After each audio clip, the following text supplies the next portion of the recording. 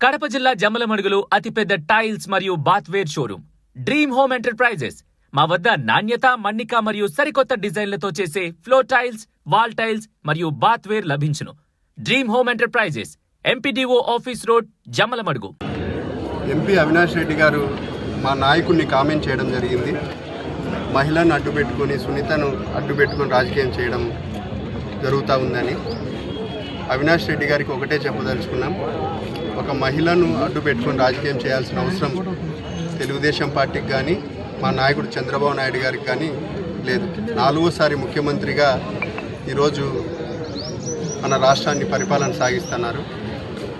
ఏ విధంగా రాజకీయం చేయాలా, ఏ విధంగా అభివృద్ధి చేయాలా, ఏ విధంగా సంక్షేమం ముందుకు తీసుకొని పోవాలని మన ఆంధ్ర రాష్ట్రంలో అందరికంటే సీనియర్ నాయకుడు, పార్టీని తెలుగుదేశం పార్టీ నడిపిస్తూ 40 ఏళ్ళగా ఒక సుదీర్ఘ ప్రయాణం సాగిస్తున్న వ్యక్తి చంద్రబాబు నాయుడు గారు ఒక మహిళను అడ్డుపెట్టుకొని మీ మాదిరి 2019 ఎలక్షన్స్లో వివేకానంద రెడ్డి చావును కూడా మీరు రాజకీయానికి వాడుకొని ఆ రోజున్న నాయకుల మీదకి, అంటే మా నాయకుడు చంద్రబాబు నాయుడు గారి మీద నారాసుర రక్త చరిత్రని, చిన్నాయన ఆదినారాయణ రెడ్డి బాబాయ్ మీద కానీ, బీటెక్ రవి మీద కానీ, ఇప్పుడు వాళ్ళ పార్టీలో ఉన్న సతీష్ రెడ్డి మీద కానీ మీరు బురద జల్లి ఆ రోజు ఏందో జరిగిపోయింది, వాళ్ళు చేసిన తప్పు పనికి మా మీద, తెలుగుదేశం పార్టీ మీద రుద్దడం అనేది మీరు చేస్తున్నారు నీచ రాజకీయాలు.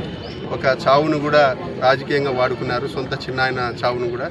కాబట్టి ఈరోజు 11 సీట్లకు ఈరోజు మీరు పరిమితమైనారు. ఇటువంటి నీచ రాజకీయాలు చేయబట్టి రేపు భవిష్యత్తులో కూడా మీరు ఇదే విధంగా సాగితే, ఇదే విధంగా నీచమైన రాజకీయాలు మా నాయకుడి మీద కామెంట్ చేయడం జరిగితే ఇంకా అట్నే మీరు దిగజారి ఉంటారని కూడా సందర్భంగా చెప్తున్నాను.